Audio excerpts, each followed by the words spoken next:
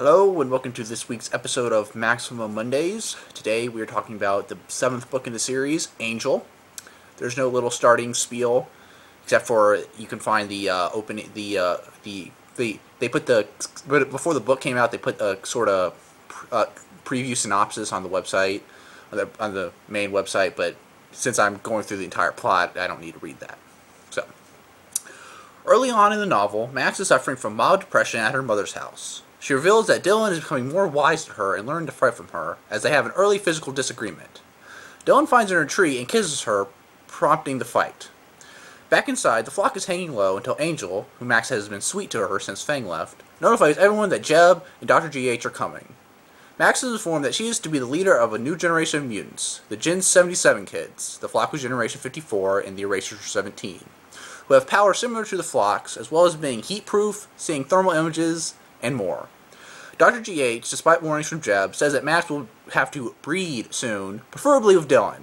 Dr. GH says that emerging civilizations are better with a line of leaders and a family as an king and queen, otherwise there will be a struggle for power. Dr. GH continues his case until Dr. Martinez puts the conversation out of the question. In the later chapters, Fang creates his own flock, which is dubbed Fang's Gang.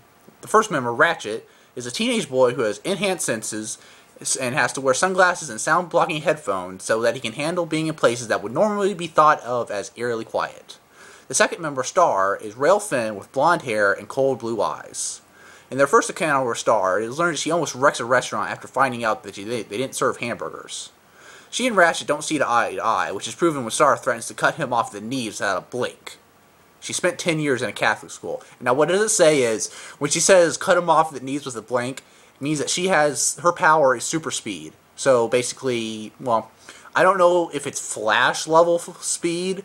I would say probably somewhere along the lines of Quicksilver from Marvel, his level speed.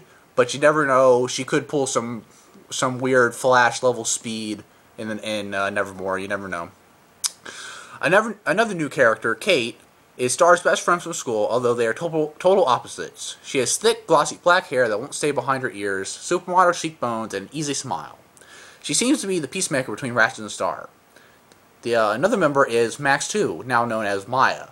There is another male member, but he is not shown until after Chapter 33, and his name is Holden Squibb, and he is described as pale, with lots of scars, and looks like a 10-year-old. He has the regenerative powers of a starfish. Read as Wolverine. It's pretty much Wolverine from the X-Men movies. He can do whatever, because he takes a freaking shotgun. He takes a freaking shotgun blast to the chest and survives it towards the end. All of the kids in the group are teenagers because Fang doesn't want to worry about them, though instead now he has to be worried about hormones and flirting, particularly from Ratchet and Kate. The flock later goes to visit a Gen 77 school at Dr. Martinez's request. They barely escape being shredded in a booby trap around the school.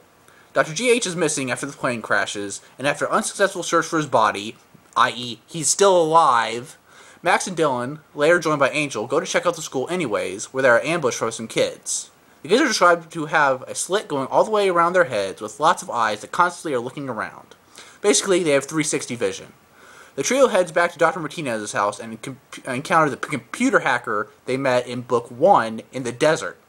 He is under the Doomsday Group's spell, i.e. mind control, and disappears into the desert ranting about killing the humans and the planet cleanse, leaving the group depressed and shaken. When they return to the house, Max finds the flock in a moody state, with everyone acting strange. She finds out that Iggy and Ella have also been sucked into the Doomsday cult. Ella encourages them to head out to her school later to check it out. When they are there, they pretend to be into it, but are really disturbed by the people all around with glassy eyes and creepy smiles on their faces.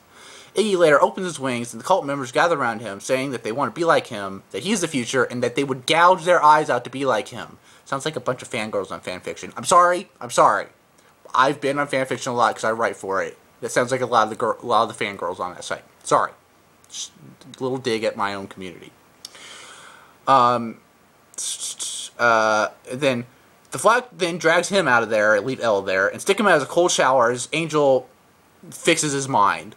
He wakes up and doesn't realize what happened to him. Then they venture out in the desert to find Ella with some other cult members sitting around a campfire. They get her back, and Angel fixes her. They stay out for a night, but then after that night, Ella leaves and lets a message scratched in the dirt saying, "I was meant to have wings," which means she's going back, and we don't know what's happened to her. After that, you do not hear hide or hair where Ella is. They don't even really mention her till the end, when Max says we need to go find her, I think Max says that. Then they get a message from Fang, asking them to come meet him. They head over there, and then they meet at a restaurant in France. Okay. Fang's gang and the flock meet and do not get along well. There is also a rift between Max and Fang. No, really!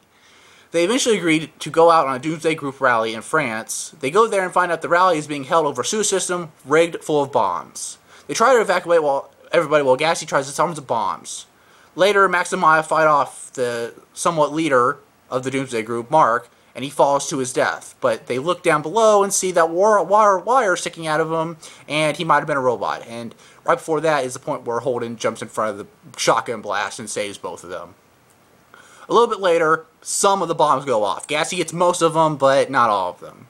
Though not all the normal people are able to make it safely, the genetically enhanced ones make it out pretty much unscathed.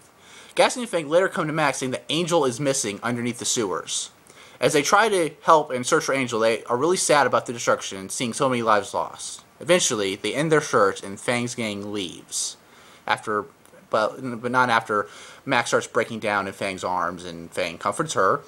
And they also has this little thing where Fang looks at Dylan, something to the extent, I've only read the book once, so I'm not a real expert, I'm about to read it again. Something to the extent of Fang is like, looks at Dylan and like the conversation between them, and their eyes like, you better take care of her or I will kill you, something like that.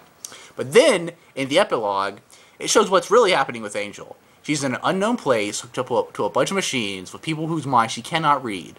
Someone speaks to her using the voice, telling her that she is superior. She cries and silently apologizes to Max. The last words of the book are, at least she was still human enough to cry. Which, I have no idea what the heck that's going to mean. So, what I'm thinking is, because I'm going to go into a little bit more speculation into Nevermore. If you want to see what I really think, you should go check them out my wild guess mass guessing. But, short version, Ella and Angel are probably going to be mind controlled to fight them.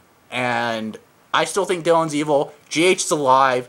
What it doesn't also say, after they go save Iggy and Ella, Jeb and Dr. Martinez are missing. So we don't know what Dr. Martinez is after the end of the book either. So she might be evil. I would lean towards she's more the voice and that's why she's gone. But, you know, you never know. And yeah, so leading up, we have a few questions we need to answer in Nevermore. I know there's 10 questions, but these are the ones I want to ask, and I know some of them will be that's on the list. Who is the voice? What's happened to Ella? Will Max Fang get together? Is Dylan evil? And stuff like that. So, now, you might expect me to be going into Nevermore next week, but I'm not going to, because that would be too spoilery.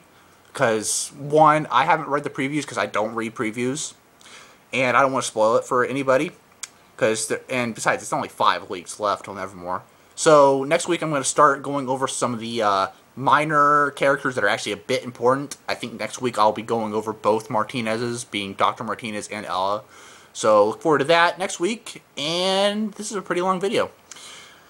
I don't think I have anything else to say, rant about. If you want to see what I think is going to happen in Nevermore, or things that could happen, once again, go check out my Wild Mass Guessing video. And other than that, fly on. See you next time.